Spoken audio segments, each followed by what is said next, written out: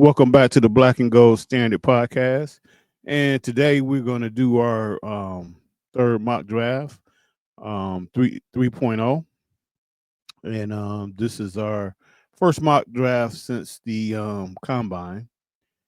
Again, I've been under the weather a little bit, so a little late doing this, but this is just kind of what I see as far as what I think the Steelers should do.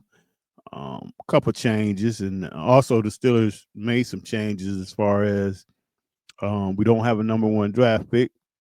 We traded that to Seattle in the DK Metcalf trade.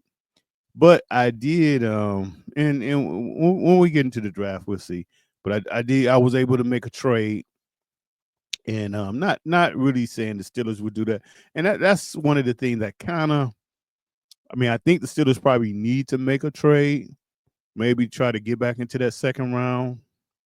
But, when I do the mock drafts, a lot of times I kind of stay away from it just for the fact of you don't really know what the Steelers are thinking in the other teams. Sometimes those trades can be kind of not realistic. But I thought the trade that I made was pretty realistic, and it actually worked out pretty good for the Steelers. So that's something to look forward to. But like I say, um, this is my 3.0 mock draft. This is the first draft after the combine, after free agent season started, in which I'm still kind of not understanding what the Steelers. I mean, I kind of understand what the Steelers are doing, but then again, I don't understand. But that's a whole nother subject there. Um, so with that, let's get to it. Let's get to it. So again, like I say, this is mock draft 3.0. We probably would do maybe one to two more before the real draft.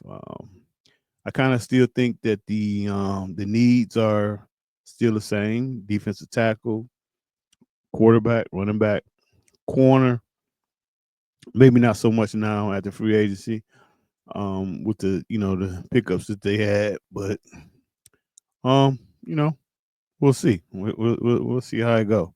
So um like I said, I was able to make a trade, and so this trade worked out that the Steelers were able to trade pick 21 in the first round, pick 185 in the sixth round to the Buffalo Bills to move down 9 spots in the first round to pick 30 in the first round, and picked up a second round pick, which is pick 56 in the second round. So I'm sorry, we was able to move down 9 spots in the first round to pick 30, and then in the second round was able to pick up a second round pick, which turned out to be pick 56 in the second round. So I really thought that was, I mean, if the Steelers can get a deal like that, they really need to jump on that. So with that said, let's go to the first pick. Pick 30 in the first round, and I am staying pat. If you see my first mock draft, um, I had the Steelers taking Dax and Dart, and I'm staying with that. I'm staying with that pick. Um, I know we really do need a defensive tackle, but my thing is you don't have a quarterback, and you can't, as Mike Tomlin say, you can't live in your fears, and you can't think about the fact that we took a quarterback in the first round a few years ago. It didn't work out for us. To me, even with that Kenny Pickett pick, it was a lot of things pointing to that he shouldn't have been that pick. I mean, with the little hands, being a fifth year starter and really not doing anything until his fifth year, where he was much older than a lot of the guys he played against. To me, it was just a lot of things that was pointing to maybe Pickett wasn't really the pick there, but I think the Steelers felt pressure. Um, I still believe that pressure come from Dan Marino back in the day, not taking him, and I think Rooney, Tomlin, I don't know, whoever it was like, hey, we're not going to make that mistake, which was a mistake. But like I say, I'm sticking with Dart. I've debated with a few people, and my thing that what I've come out with is having nobody really shown me the big difference in Cam Ward, Shedeur Sanders, than Dart. I mean, Dart, 3-year starter, put up big numbers, and again, I don't believe nobody's really shown me. Um, he played in the SEC, and people can say what they want. I still believe the SEC is the toughest college conference in college football. Um, I know they haven't won a championship in the last 2 years. The Big Ten has, but I think overall, when I look at the SEC, and then at the end of the day, when this draft is over with, count the players. Count the players that totally is getting drafted, in the SEC, and it's and granted, I will say the SEC has lost some steam with the NIL. They lose a lot of players now. So the conference has lost some steam, but I still think excuse me.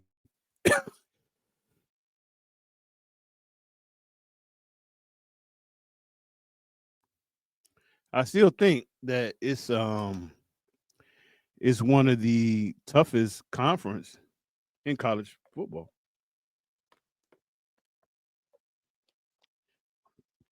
And I don't know. Nobody has really, really convinced me that these other two guys are just so much better than him. It ain't like this dude is 5'10", or he got little hands, or he got two left feet. As far as the athlete wise, he stacks up against both of those guys, because really Sanders is not. I mean, I think people just look at, well, that's Deion Sanders' son, but he's not a great athlete. I mean, he's not bad, but he's not a great athlete. And I think the same way with Cam Ward. Cam Ward is not a great athlete. Um, so like I say, I'm sticking with the pick. I think the Steelers. Like I say, I would love to see Wilson back, but if Wilson doesn't come back, I mean, put Dart out there and Rudolph, and let those guys go at it in training camp, and see if the kid can go out and win a position. And also, something else I think you want to do is and I did something. So 24 of 32 quarterbacks, starting quarterbacks in the NFL right now, was first round picks. 2 out of 32 second round picks. 1 out of 32 is a third round pick. 1 out of 32 is a seventh round pick. And it's 3 teams, and unfortunately, the Pittsburgh Steelers is one of them, that doesn't have a quarterback. So what I'm saying is, people saying, well, let's just wait to the third round, fifth round, fourth round, whatever, pick up a guy. Well, you know what? It's kind of showing that those guys are I call them Jags. Just a guy. Just a guy. Not a guy that's gonna win you anything. I mean, it's a possibility he could develop, but the numbers are not there that he's going to develop into a starting quarterback. Now he may be a great backup, may have a 10, 15-year career, but not he's not going to be that stud running back. I mean, stud quarterback that you need. So that's just something to look at. So with that said, let's go to the second round. And I was shocked that this guy was there. And as soon as I seen he was there, I kind of ran up to the podium, I guess you could say, and dropped that card off because this would be a great pickup. Hampton, running back from North Carolina. I think he's a stud. I think he'll be a day one starter. Right from jump. So you put him in there and have him backed up by Warren, and you got Greenwall in there now. So um, I love the pick. Like I say, I was shocked that he was even there with that pick. But with that said, um, I jumped all over that, and that would be a good pick for the Steelers. And like I say, that would give them a starting running back day one, and you know, be a good deal. It'd be a good deal for them. So third round, defensive tackle, Jamari Caldwell. Now, this is the one thing I would say that I think the Steelers need to figure out. Back in the day, basically running the same defense somewhat. The Steelers always had that Casey Hampton, that big guy in the middle that was able to take on blocks, stop the run, keep those linebackers behind him clean. And I think that's, to me, that's what the Steelers need. I don't really think we need a defensive tackle that kind of get up the field and apply pressure. I mean, I think the pressure is going to come from your defensive ends with Cam and Benton. Actually, now he's playing the position that he needs to play, and then obviously your outside guys. So we need a guy that can take on double teams, keep Patrick Queen and Peyton Wilson, keep those guys clean so they can run side to side, because they're not big guys, so they don't need to be trying to shed a 350-pound guard and also trying to stop the run or whatever their assignments may be. They don't need that. So to me, I like the big body, and this is what I think the Pittsburgh Steelers need in the middle of that defensive line. So this is the guy 6'2", 332 pounds. So he got the size, takes on double teams, and again, third round, I like to pick, and I think it would really really work for the Steelers. All right, so fourth round, Malachi Moore. I love this kid. Hard nose. Um, Probably be a strong, your strong safety. Um, Good against the run. Not so much against the pass, but he can develop into a good player. And then also this gives it gives you a solid backup behind Elliott. Because I know the Steelers just signed Thornhill, but I have no faith that he's going to stay healthy. To me, I don't really even understand the signing. A guy that at his age and then having all those soft tissue injuries is, to me, is a red flag. But I mean, like I say, the Steelers did a lot of questionable things. So I think this is a good pick for them in the fourth round. like I say, this is a guy that can develop and probably can develop into a starter. All right, this guy here, uh, Mitchell Evans, he always comes back to me for some reason. He comes back to me. I like him. 6'5", 200 and almost, almost 260 pounds. Catches the ball very well. Um, Great blocker. And I think you kind of need somebody.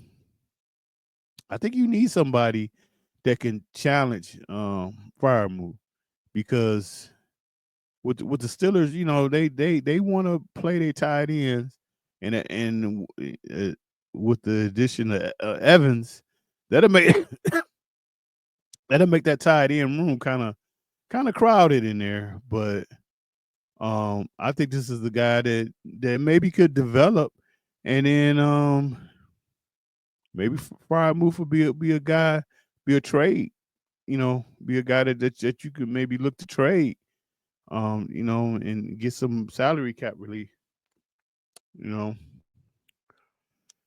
But every time I do my mock drafts, he's always there, and I think for a first round pick, he would be a great pickup for the Steelers. So we don't have a sixth round, so we go right to the seventh round. Xavier Truss, and this is just a guy, offensive guard, 6'7", 307 pounds, big guy. Um, 7th round pick. Those guys are kind of iffy if they even gonna make your team anyway. But if he does make the team, he's definitely gonna give you some depth. You lost Dan Moore, you lost Daniels. So I think this is a kid that maybe could play guard or move out to tackle. And like I say, if he doesn't make the team, he's probably a candidate to be on the practice squad. So I think it's a good pick, worth taking a shot. And that is really it as far as our mock draft. And like I said, we probably do two more before the real draft. But I'm standing strong. I'm not gonna crash out.